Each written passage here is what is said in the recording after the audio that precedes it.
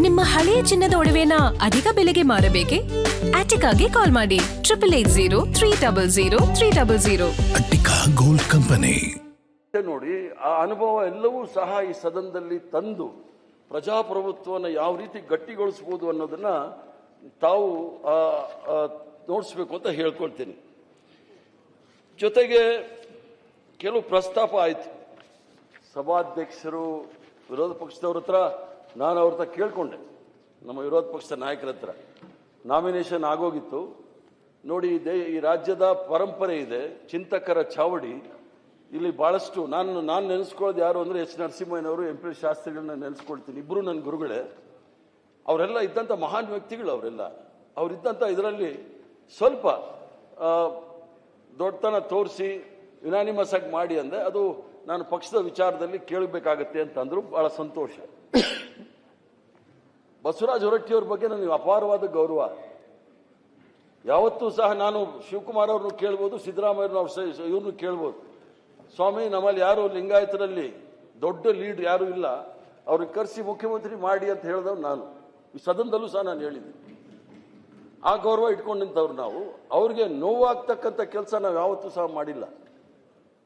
ನಾನು ಮೊಟ್ಟ ಮೊದಲನೇ ನನ್ನ ಜೀವನದಲ್ಲಿ ಶಿವಕುಮಾರ್ ಅವರು ಅಷ್ಟು ಡೀಸೆಂಟ್ ಆಗಿ ಸಭ್ಯವಾಗಿ ಯಾರತ್ತಾದ್ರೂ ಮಾತಾಡಿದ್ದೆ ಅಂದ್ರೆ ಅದು ನಿಮ್ಮ ಹತ್ರ ಮಾತಾಡಿದ್ದೆ ನಾನು ನೋಡಿದ್ದವ್ರು. ಅವ್ರು ಸ್ವಲ್ಪ ಮಂಡ್ಯ ಇದಲ್ಲ, ಮುಖ್ಯಮಂತ್ರಿಗಳ ಮೇಲೆ ಬಹಳ ಸಭ್ಯವಾಗಿ ನಿಮ್ಮ ಹತ್ರ ಮಾತಾಡಿದ್ದು ಅಂದ್ರೆ ಅವರು ಸಭ್ಯವಾಗಿ ಯಾರ ಹತ್ರ ಮಾತಾಡಲ್ಲ ಅಂತ ಒಂದು ಹಿಂಟ್ ಕೊಟ್ಟಂಗಾಗತ್ತೆ. ಬೇಡ, ಅದು ಬಂದೆ ಅವರು ಜನರಲ್ ಆಗಿ ಬಹಳ ರಫ್ ಆಗಿ ಮಾತಾಡ್ತಾರೆ, ತಪ್ಪಾಗಿ ಮಾತಾಡೋದಂತಕ್ಕಂತ ಹೇಳ್ತಾರೆ.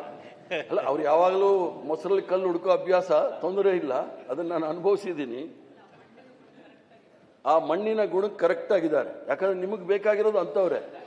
ಸಲೀಂ ಅಂತವರು ಅವರು ಹೇಳ, ಅವ್ರು ಈ ಮುಸಲ್ಮಾನರಲ್ಲಿ ಬ್ರಾಹ್ಮಣರಿದ್ದಂಗೆ ಬಹಳ ಮಡಿವಂತರು. ನಿಮಗೆ ಬೇಕಾಗಿರೋದು ಡಿ ಕೆ ಶಿವಕುಮಾರ್ ಅಂತವ್ರೆ. ಯಾಕಂದ್ರೆ ಡಿ ಕೆ ಶಿವಕುಮಾರ್ಗೆ ಬಂಡೆ ಅಂತೀರ, ಬುಲ್ ಅಂತೀರ, ಎಲ್ಲ ಅಂತೀರಲ್ಲ, ಬೇಕಾಗಿರೋದು ನಿಮ್ಗೆ ಅದೇ. ಯಾಕಂದ್ರೆ ನಯವಾಗಿ ಹೇಳಿದ್ರೆ ಯಾರಿಗೂ ಗೊತ್ತಾಗೋದಿಲ್ಲ. ನಾನು ಸಹ ಅವ್ರ ಸಂಬಂಧ ಇರೋದ್ರಿಂದ ನಾನೇ ಅವ್ರ ಮನೆಗೆ ಹೋದೆ. ನಾನು ಈ ಸದನದ ಸದಸ್ಯರಾಗಿರೋದ್ರಿಂದ ಚೇರ್ಮನ್ರನ್ನ ನಾವು ಎಲ್ಲೂ ಕರಿಬಾರ್ದು ಅಂತ ನಾನೇ ಮನೆಗೆ ಹೋಗಿ ನಮ್ಮ ಮುಂದೆ 2 ಆಪ್ಷನ್ ಇದೆ ಅಂತ ಹೇಳಿ, ನೋಡಿ ನೀವು ಹಿರಿಯರಿದ್ದೀರಿ, ಒಂದು ನಮಗೆ ಬಹಳ ಕ್ಲಿಯರ್ ಆಗಿದೆ, ಅವಿಶ್ವಾಸ ಮಂಡನೆ ಮಾಡಿ ಅಂತ ಹೇಳಿ. ಒಂದೇ ಸಲ ಅವಿಶ್ವಾಸ ಮಂಡನೆ ಮಾಡಿದಾಗ ಮುಖ್ಯಮಂತ್ರಿಗಳು ಹೇಳಿದ್ರು, ಬೇಡ ಅವ್ರು ರಾಜೀನಾಮೆ ಕೊಡ್ತಾ ಇದ್ದೀನಿ ಅಂತ ಹೇಳಿದ್ರು, ಬಿಟ್ಬಿಡಿ ಅಂದ್ರೆ. ಆಯ್ತು, ಬಿಟ್ವಿ. ನಾನು ಹೋಗಿ ಹೇಳಿದೆ, ನೋಡಿ 2 ಆಪ್ಷನ್ ಇರೋದು, ಒಂದು ಅವಿಶ್ವಾಸ ನಿರ್ಣಯ ನಾವು ಮಂಡನೆ ಮಾಡಬೇಕು, ಇಲ್ಲ ಅಂದ್ರೆ ತಾವು ರಾಜೀನಾಮೆ ಕೊಟ್ಟರೆ ಅದು ಪ್ರಸಂಗ ಬರಲ್ಲ. ಒಂದು ಜ್ಞಾಪಿಸ್ತೀನಿ, ವಿರೋಧ ಪಕ್ಷದ ನಾಯಕರೇ, ಹೋದ ಬಾರಿ ಅವ್ರು 45 ವರ್ಷ ಆಗಿದೆ ಅಂತ ಹೇಳಿ ಇದೇ ಸದನದಲ್ಲಿ ಬೆಳಿಗ್ಗೆಯಿಂದ ಸಾಯಂಕಾಲದವರೆಗೂ, ನಾನು ಅದು 2ನೇ ಭಾಷಣ ಮಾಡಿದೆ, ಮಂಜುನಾಥ್ ಭಂಡಾರಿ ಮೊದಲು ಮಾಡಿದ್ರು, ನಾನು 2ನೇ ಮಾಡಿದೆ, ಸ್ವಲ್ಪ ಲೈನ್ ಹೋಗ್ಲಿ ಅಂತ ಹೇಳಿ ದಿವಸ ಪೂರ್ತಿ ಅವ್ರನ್ನ ಹೊಗಳಿದ್ದೀವಿ, ದಿವಸ ಪೂರ್ತಿ. ಆದರೆ ಭೋಜೇಗೌಡರು ಏನು ಹೇಳಿದ್ರು ಅಂತ ನಾನು ಹೇಳಕ್ಕೆ ಹೋಗೋದಿಲ್ಲ. ದಿವಸ ಪೂರ್ತಿ ನಾವು ಅವ್ರನ್ನ ಭಾಳ ದೊಡ್ಡ ಮಟ್ಟದಲ್ಲಿ ಹೊಗಳಿದ್ದೀವಿ. ನೀವು ಅವಿಶ್ವಾಸ ಮಂಡನೆ ಮಾಡಿದಾಗ ನಾವು ಹೊಗಳ್ತೀವಿ ಅನ್ಕೊಂಡಿದ್ದೀರಾ? ರಾಜಕೀಯ ಪಕ್ಷದವ್ರು ನಾವು ಅವಿಶ್ವಾಸ ಮಂಡನೆ ಮಾಡಿದಾಗ ಹೊಗಳೋ ಪ್ರಶ್ನೆನೇ ಇಲ್ಲ.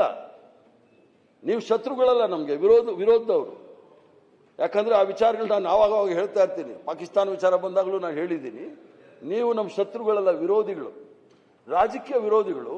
ನಾವು ಏನೇನು ಹೇಳ್ಬೇಕು ಅದೆಲ್ಲ ಹೇಳ್ಬಿಡ್ತಾ ಇದ್ವಿ. ಅದರಲ್ಲಿ ಹೇಳ್ತೀನಿ ಕೇಳಿ, ಇನ್ನೊಂದು ಬಹಳ ಸ್ವಾರಸ್ಯಕರವಾದ ಬರ್ಕೊಂಡೆ, ಅದು ಕೈಗೆ ಸಿಗ್ತಾ ಇಲ್ಲ.